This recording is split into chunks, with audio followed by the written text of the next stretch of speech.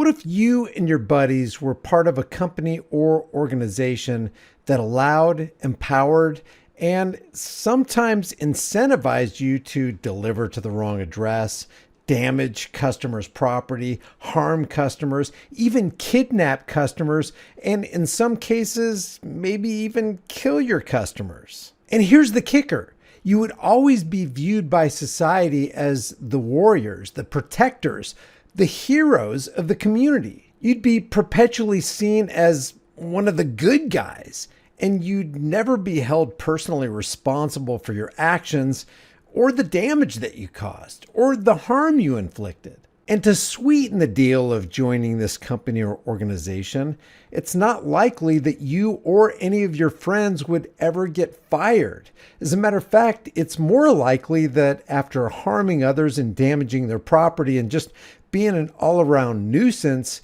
you'd get a promotion. Well, there is such a club, company, or organization, and it's called local, state, or federal law enforcement.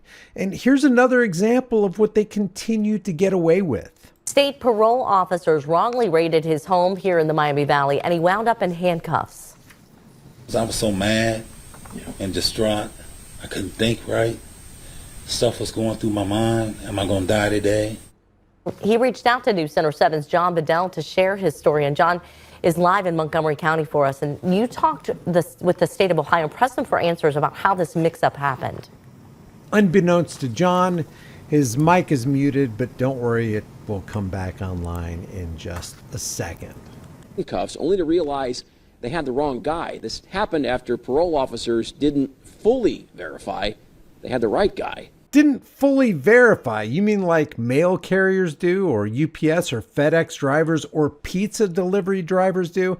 I'm telling you, a pizza delivery driver or the Amazon delivery driver is more careful in getting the right address than a cop with a badge and a gun. Think about that. Really let it sink in. We met James Thompson Wednesday. Just a few days ago, he wasn't sure he'd be around much longer. I was really petrified, really scared. I thought I was, wasn't going to see my family again. This home security video he gave me shows what happened Friday. Get him one. As adult parole authority officers swarmed his home. So I went out there to approach him, and they ran up on me and said, "You are under arrest," and started trying to put handcuffs on me. The incident report I got from the state shows parole officers asked James if his name was James. My name's James E. Thompson. But he's not this James E. Thompson.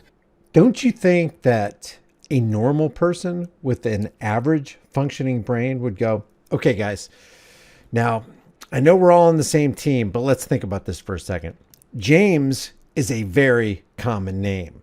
Thompson is also a very common name. Let's make double dog sure before we go onto this guy's property that we check all of the safety boxes that we have in place to ensure that we don't get the wrong guy. Do we have a photo of him? Do we have the appropriate address? What is this guy's birthday? What is his full name? Let's make sure this is our guy, because I personally wouldn't want to be in my backyard getting sworn by a bunch of agents or being terrorized and thrown into torture cuffs, let alone having my life hang in the balance because of the decisions of a bunch of low IQ, immoral psychopaths. A felon wanted for violating his parole. Online state prison records show he's dangerous and possibly armed. He's been out of prison since last June after robbery and breaking and entering convictions in Franklin County. He lives in Montgomery County. The adult parole authority told me the two men, quote, share similar physical characteristics.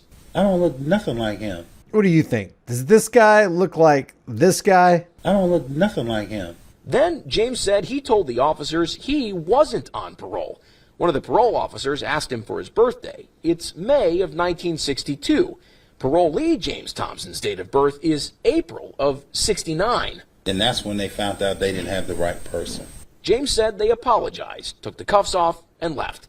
I reached out to the Ohio Department of Rehabilitation and Correction, or ODRC. They told me a quick investigation confirmed he was not the individual we were seeking. He was in handcuffs for less than 3 minutes. The adult parole authority offers apologies to Mr. James for this unfortunate incident. What do you think would happen if the innocent James Thompson, at that moment where the cops were trying to rush him, enacted and initiated his Second Amendment right and took out a couple of the agents in legitimate and justified self-defense? And what if every innocent person did that anytime a cop deprived a citizen of his rights under the color of any kind of perceived law? And then what if we wrote a letter to the police department saying, we sure are sorry for this unfortunate incident where we had to order 5 body bags for your law enforcement officials because of the mistake that you made? Do you think these guys would start acting with a little bit more caution? Yeah, officers, it's unfortunate that you couldn't make it home safely to see your families tonight because of what you did.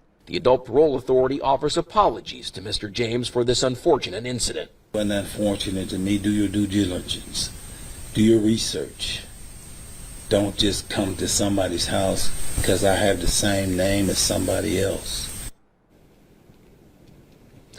I also asked ODRC today if there will be any sort of internal investigation or review after this. This afternoon they told me, quote, based on a review of this event, it was determined that no further action is needed. At last check, the ODRC told me they're still looking for the parolee, James Thompson. Meantime, James told me he's thinking about hiring a lawyer. So they found the innocent guy, but the guilty guy is still at large. That's government for you. And they're incentivized to do this because there's no transparency, there's no accountability, there's no discipline. I mean, every one of these guys is going to continue to get a big fat paycheck. They might get a promotion and a pay raise. And nobody mentioned in this news story how many innocent people have been affected negatively by this same action from this same department.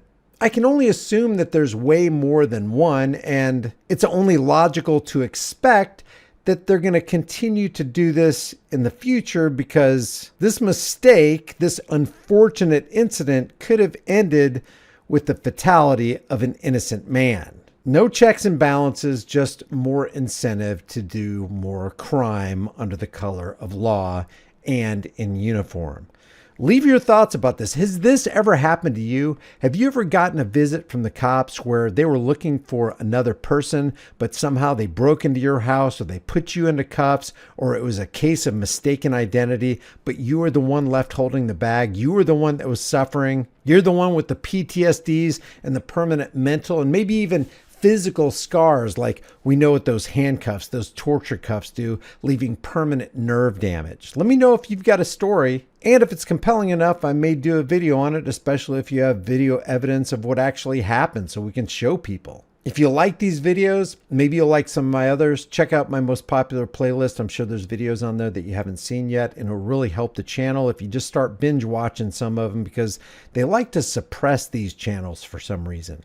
Now, if you want to support the channel, you can do it for absolutely free. Just take a second right now to like this video, share this video with everybody you know, subscribe to the channel, hit the bell notification icon, grab one of these hard-hitting, conversation-starting shirts, become a channel member, but more importantly, understand that the government is that armed, violent, parasitic, psychopathic, narcissistic, criminal thieving gang that you were concerned would take over in the absence of government. I'll see you in the next video.